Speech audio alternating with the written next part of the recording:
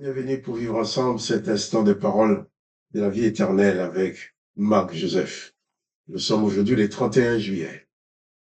31 juillet 2024. Et je suis revenu te répéter encore, te rappeler que ce jour du 31 juillet est pour toi un jour de grâce. Un jour de grâce parce que Jésus-Christ est présent dans ta vie. Et lorsque Jésus-Christ est présent dans une vie, chaque moment est un moment de grâce. Chaque jour est un jour de grâce. Aussi, ce jour du 31 juillet, c'est la fin du mois, dernier jour du mois. Mais c'est un jour de grâce pour toi. Réalise-le. Je ne connais pas les événements que tu vas avoir à vivre durant cette journée. Je ne connais pas les gens que tu vas rencontrer, les problèmes que tu vas résoudre. Je ne connais pas les moments de joie, de bonheur ou de tristesse que tu vas avoir à traverser durant cette journée. Mais je connais une chose, c'est que Jésus-Christ est avec toi selon sa promesse. Il a dit, je suis avec toi tous les jours, jusqu'à la fin du monde. Donc, si Jésus-Christ est avec toi, pas de panique, pas de peur, pas de déprime, pas de découragement. Car lui, Jésus-Christ, peut tout faire dans ta vie. Tout pouvoir lui a été donné. Si donc il est avec toi, il accomplira tout selon sa volonté dans ta vie. Or, il a bien dit la volonté du Père, qui est sa volonté à lui aussi, c'est que tu sois sauvé. La volonté du Père, c'est qu'il ne perd aucun de ce que le Père a amené vers lui. Donc le Père t'a amené vers Jésus, il ne te perdra pas. Il ne veut pas que tu sois perdu. Il veut que tu sois sauvé. Quoi qu'il arrive, il est là pour t'aider à t'en sortir. Et j'aime bien dire, autant que Jésus-Christ est présent dans ta vie, tout demeure encore possible. Tu as peut-être dit c'est impossible, mais Jésus-Christ peut décider de changer les choses. Que son nom soit béni. Je me souviens de cette femme enceinte qui est venue me voir avec tous ses examens, avec trois examens de sang. Les scientifiques leur ont dit, écoute, ton enfant va être trisomique. Et on lui a conseillé d'avorter, de tuer cet enfant. Pour ne pas avoir un enfant trisomique. Alors, je lui ai dit, est-ce que tu crois en Jésus-Christ? Il m'a dit, oui, je crois. Il dit, bien, nous allons demander à Jésus-Christ d'enlever la trisomie, et ton enfant soit en bonne santé. Alors, il a été dit au médecin, je garde mon enfant, il ne sera pas trisomique. Les médecins n'étaient pas très contents, disant, mais tu nous prends pour des incompétents, on te dit que, d'après tous les examens, des laboratoires, tout ce qu'on a fait, l'examen de sang, tout ça, tu portes un enfant trisomique, on a fait des prélèvements. Et la femme a dit, non, non, mon enfant ne sera pas trisomique au nom de Jésus. Nous avons prié avec elle. Et à la naissance, eh bien, cet enfant n'était pas trisomique. L'enfant était en parfaite santé. Quand il a dit au médecin, mais docteur, j'ai mon enfant, mais où est la trisomie? Le médecin a dit, écoute, laisse tomber, ton enfant, il est très bien, tant mieux pour toi, on ne comprend rien.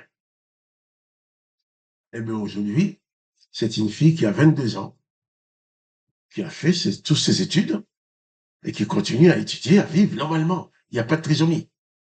En réalité, les médecins n'étaient pas des menteurs. Les chercheurs qui ont découvert, qui ont fait des prélèvements sur le bébé, qui ont dit qu'il y avait la trisomie, ils n'étaient pas des menteurs. Il y avait effectivement la trisomie. Mais Jésus-Christ a changé les choses. Parce qu'on l'a prié, on lui a demandé de changer les choses. Donc, même quand on te dit que c'est fini, c'est impossible, réalise que tu as Jésus-Christ dans ta vie. Là où les hommes ont dit impossible, si Jésus veut décider que ce soit possible, ça deviendra possible.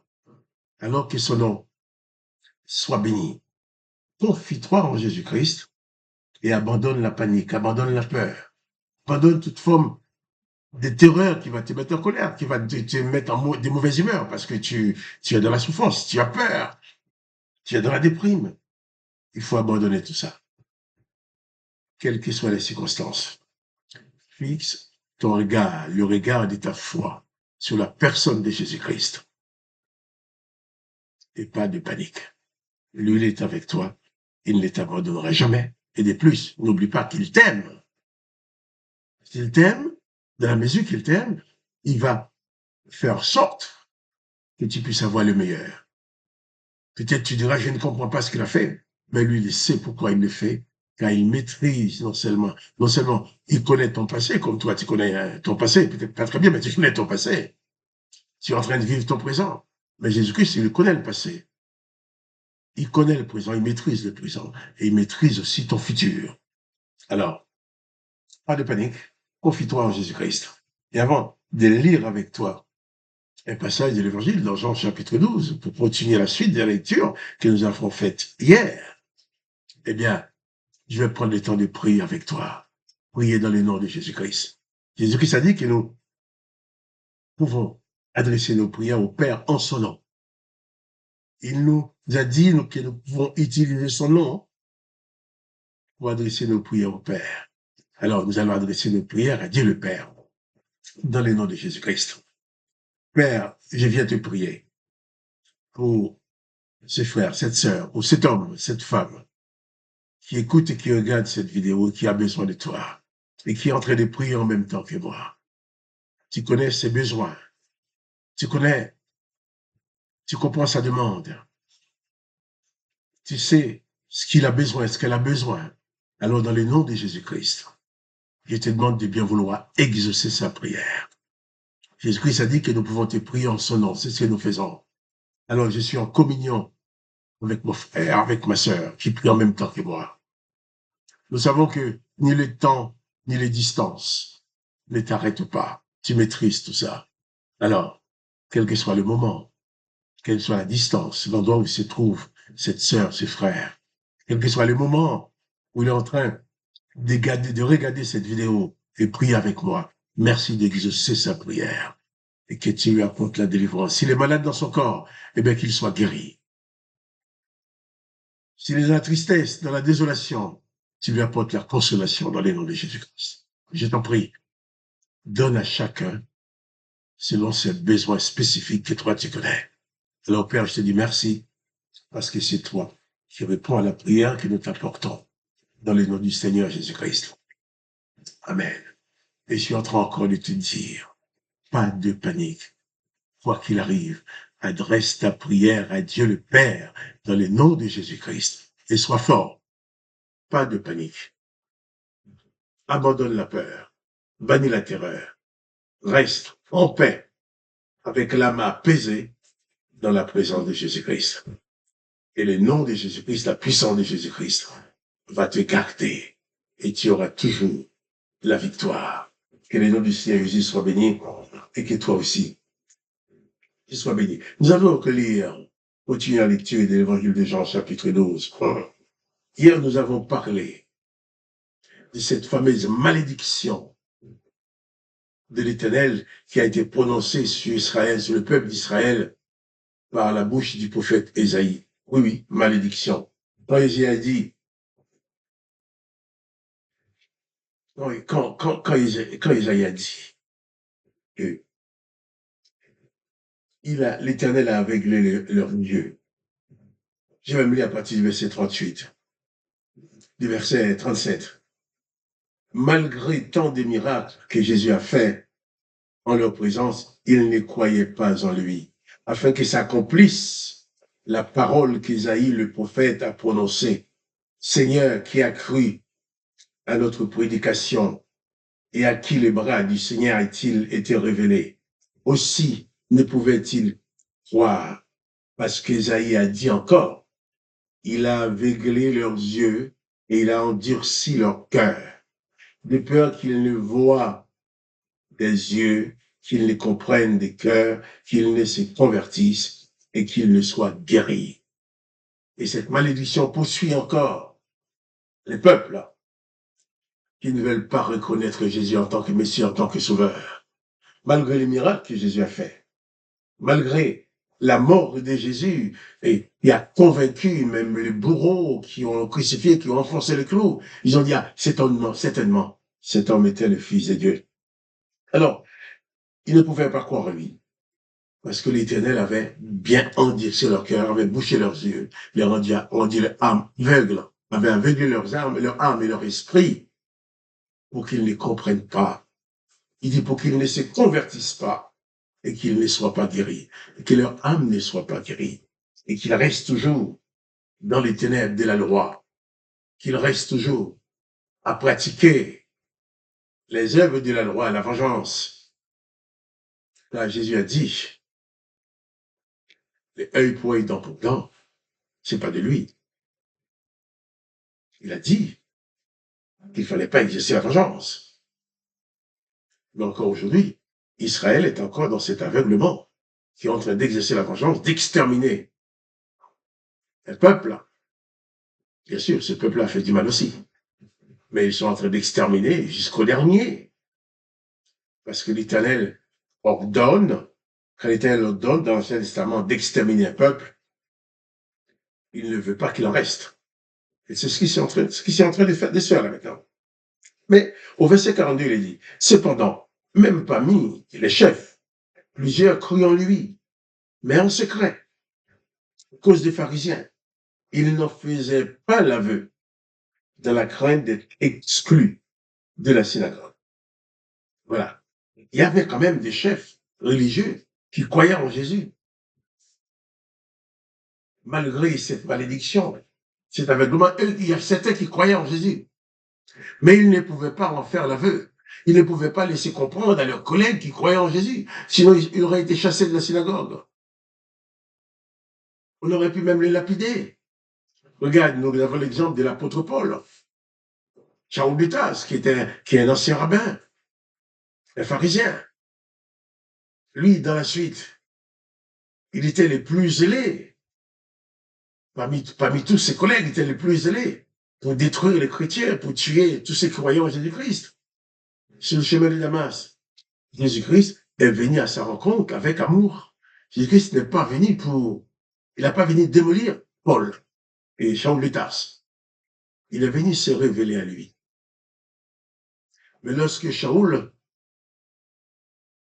qui est devenu Paul, parce que Jésus-Christ a changé son nom, Shaul, c'était l'enfer, le séjour des morts. Mais Paul, en hébreu, c'est ouvrier. Jésus a dit, eh bien, tu ne seras plus un instrument de l'enfer, destructeur, mais tu deviendras une parole, tu deviendras un ouvrier, comme Paul. Et lorsque Paul a montré ouvertement qu'il était avec Jésus-Christ, ses collègues voulaient le tuer. Et c'était le moment où on a cerné, ils sont entrés dans une maison, il était pour l'attraper. Les autres qui étaient là ont dit descendre Paul à l'extérieur, de l'autre côté, par une fenêtre, dans un panier. Sinon, il allait le tuer. Donc, ces pharisiens-là, qui ont pu croire en Jésus-Christ, ne pouvaient pas le dire, parce qu'ils ne veulent pas être exclus. Hein? Et il ajoute, les textes ajoutent, car ils aimèrent la gloire des hommes plus que la gloire de Dieu. Ils croyaient en Jésus-Christ. Mais en tant que pharisiens, en tant que religieux, en tant que rabbins, en tant que membres du Sanhédrin, ils avaient une certaine gloire, une certaine prestance. Si jamais on les chasse de la synagogue parce qu'ils croient en Jésus-Christ, ils n'auraient plus tout ça. On a l'exemple de Nicodème, mais lui, à un certain moment, pour lui, c'était trop, il ne s'est pas dégonflé, il a demandé les corps de Jésus pour aller l'ensevelir. Non, Joseph d'Arimathée, excusez-moi, pas Nicodème. Joseph d'Arimathée a demandé les corps de Jésus pour aller l'ensevelir. Et Nicodème, lui, est venu voir Jésus des nuits. Pourquoi des nuits? Parce qu'il ne voulait pas être vu. Mais toi qui crois en Jésus-Christ, il ne faut pas avoir honte ni peur de dire que tu crois en Jésus-Christ. C'est vrai, aujourd'hui, il y a encore certains pays, quand tu dis que tu crois en Jésus-Christ, on te maltraite, on te tue, on te torture. Il y a même certains pays où si tu voyages dans ce pays en tant que touriste, tu n'as pas le droit d'avoir un Nouveau Testament, une Bible dans tes affaires. Parce que on ne veut pas entendre parler de Jésus. Mais moi, je préfère pas aller dans ce pays-là. J'ai pas besoin d'y aller. Car pour moi, Jésus-Christ demeure la personne la plus importante de mon existence. Si je vais quelque part, on me dit tu n'as pas le droit de parler de Jésus-Christ, ma place n'est pas là. Je n'irai pas.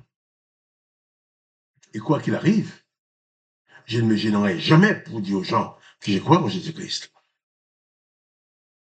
Il y a des gens qui me disent, ah non, moi je ne crois pas à tout ça, je ne veux pas entendre parler de ça, c'est leurs affaires. Mais moi, ma foi en Jésus-Christ, c'est la chose la plus importante qui existe dans ma vie. Et Jésus-Christ a dit que lui seul nous donne la vie éternelle. Lui seul nous libère de toutes les condamnations qui ont été collées sur l'humanité. Avant même que tu arrives toi-même dans ce monde, tu étais déjà condamné à mourir et à être exclu de la vie éternelle. Ce ne sont pas tes péchés qui t'ont exclu de la vie éternelle. Tu es né condamné et tu as péché dans la condamnation. Ce n'est pas tes péchés qui t'ont amené dans la condamnation, puisque l'Éternel avait dit d'ailleurs, j'exterminerai l'homme que j'ai créé. Quand il a dit ça, tu n'étais pas né. Il a dit, empêchons-les de vivre éternellement. Quand il a dit ça, tu n'étais pas né non plus. Donc, à ta naissance, tu étais exclu de la vie éternelle et tu étais condamné à mort. Ce n'est que lorsque tu retrouves Jésus, tu deviens disciple de Jésus. Tu vas entrer dans cette dimension de vie éternelle. Moi, Jésus dit, celui qui croit en moi vivra éternellement. Même s'il y avait l'Éternel des armées a dit, empêchons-les de vivre éternellement, Jésus dit, celui qui croit en moi vivra éternellement. Il a détruit cette condamnation. Donc, tu étais condamné avant d'avoir péché. Tes péchés ne font que t'installer dans cette condamnation. Bien sûr, les religions vont te dire, tu as été condamné à cause de tes péchés, mais le bébé qui naît et qui est déjà condamné à mort, a-t-il eu le temps de pécher? Je te laisse trouver la réponse. Jésus-Christ dit, si tu crois en lui, tu as la vie éternelle. Mais malheureusement, comme la volonté de l'Éternel n'est jamais, c'est que non seulement tu sois exterminé, mais que tu n'acceptes pas la vie éternelle. Empêchons-les de vivre éternellement. Eh bien, qu'est-ce qu'il a fait? Il a aveuglé les yeux du peuple, il a endurci leur cœur pour qu'ils ne croient pas en Jésus-Christ. Là, s'ils croient en Jésus-Christ, ils parviendront. Si le peuple croit en Jésus-Christ, il parviendra à la vie éternelle.